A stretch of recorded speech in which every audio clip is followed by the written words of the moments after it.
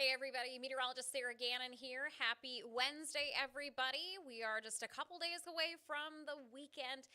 Hope everyone has had a great day and looking ahead to a nice Thursday. A beautiful day out there today. We saw those high temperatures again above average and managed some sunshine there by the second half of the day. Kind of a foggy start, I know, but really just enjoying those beautiful conditions and that sunshine as well. More warmth on the way as we head into the late week here for Thursday and into Friday. The big focus though is going to continue to be Friday. Now the update that we have here for Friday is we are looking at a first alert day. So if you happen to be watching and are on Facebook, feel free to drop any questions, comments, concerns, anything like that into the comment section here this evening.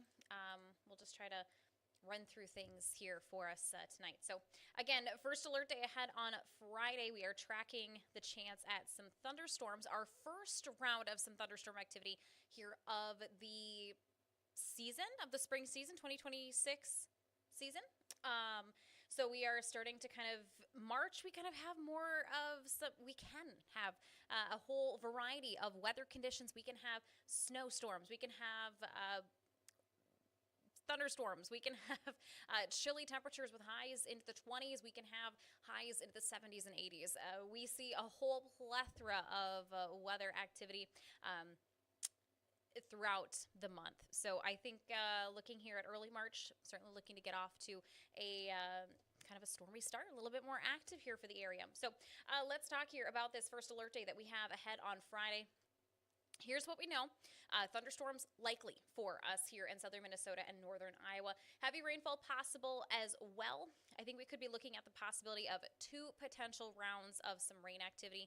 One round in the morning and a second round in the late afternoon, evening hours. And that evening time frame, that later day chance, is where we have the better possibility of maybe seeing a few strong storms possible in southern Minnesota and northern Iowa. So for our potential severe threat, second half of the day has that greater potential for the region. So let's take a look at the Storm Prediction Center outlook here. Severe storm outlook, level 1 across southern Minnesota, northern Iowa here. Just clipping our southern edge is that level 2 threat. So this has shifted a bit for us compared to yesterday. And that is because our threat across the local viewing areas, southern Minnesota, northern Iowa, is more of a conditional threat. So if that warm front stalls just to our south, that would pretty much eliminate any severe potential that we could have in the afternoon. So say this warm front stalls out just south of us towards the I-80 corridor. If that's as far as it goes on Friday, no severe chance for us in southern Minnesota and northern Iowa. However, if that warm front can get as high as the I-90 region, then we start to see that greater potential to see some strong to severe storms. So then we look at the potential for wind and hail looking to be our primary threat. So let's talk about that severe outlook here when it comes to threats. Locally for us, tornadic activity, not a very high concern. That threat very low. Excuse me. The threat for tornadic activity would stay well to our south. Locally, our greatest concerns would be that potential for maybe 60-mile-per-hour plus winds and maybe some large hail. That would be our primary concern if we get that severe threat over us. Again, that would be determined based on how far north that warm front ends up getting on Friday afternoon. So looking ahead to the next 10 days here, keeping a very close eye on Thursday overnight into Friday, where we watch those shower and thunderstorm chances. Again, looking at the potential of two rounds moving through. First round in the morning, that one looking to be non-severe for shower and thunderstorm activity.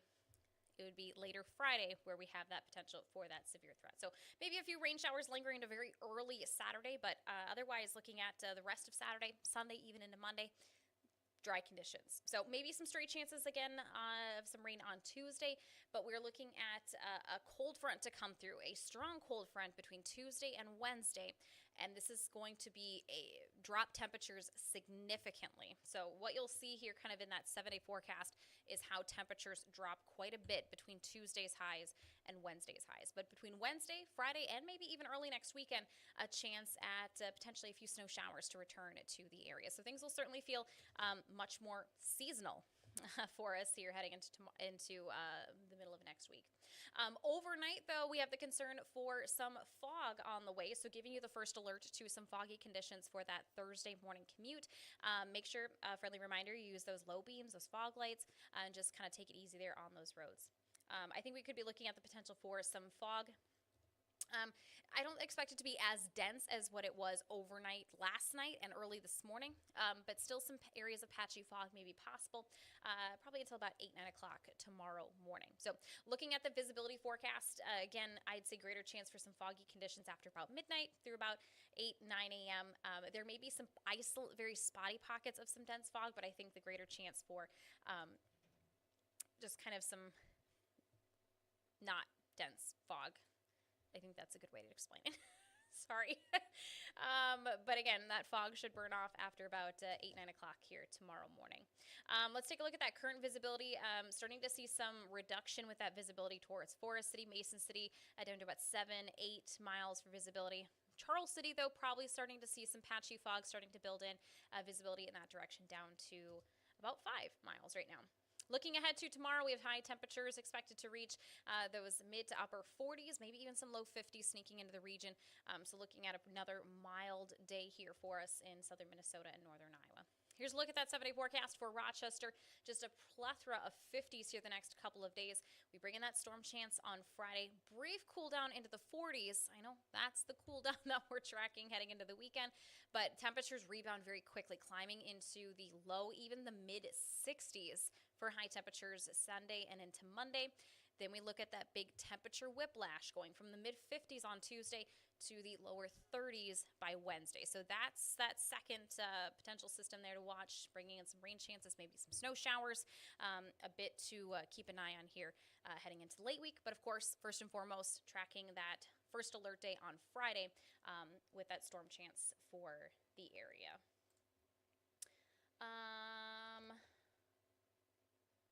Not seeing anything on Facebook, so I will kind of leave it at that as we continue to monitor that severe potential for our end of work week. I'm going to get ready for the 9 o'clock broadcast, so you can definitely tune in then. Chief Meteorologist Nick Jansen will be back on air at 10 o'clock here tonight, and the team, your first alert weather team, will continue to keep you updated here on these storms tomorrow and into Friday as well, live as it's happening. We will keep you safe and updated and informed here as we get our first round of some thunderstorm activity here of the season. And a friendly reminder, if you haven't done so already, you can download that free First Alert weather app. It's a great handy tool to have in your back pocket. It gives you those notifications as soon as alerts and warnings are issued. So good reminder ahead of this potential severe threat on Friday. But it's a great way. We post videos on there daily, keeping you guys updated on what the forecast is, what we're tracking, what to expect. It's a great handy tool to have in your back pocket, and it kind of can follow. You can set the location to wherever it is you may be traveling to. So great little handy tool ahead of what will be an active end of week. But enjoy those warm temperatures here the next few days, especially early next week, looking really beautiful with the sunshine and temps in the 60s. So hope everybody has a great night. Stay safe with that fog tonight and into that Thursday morning commute. And we'll see you back here for the next weather check. Have a good one, everybody.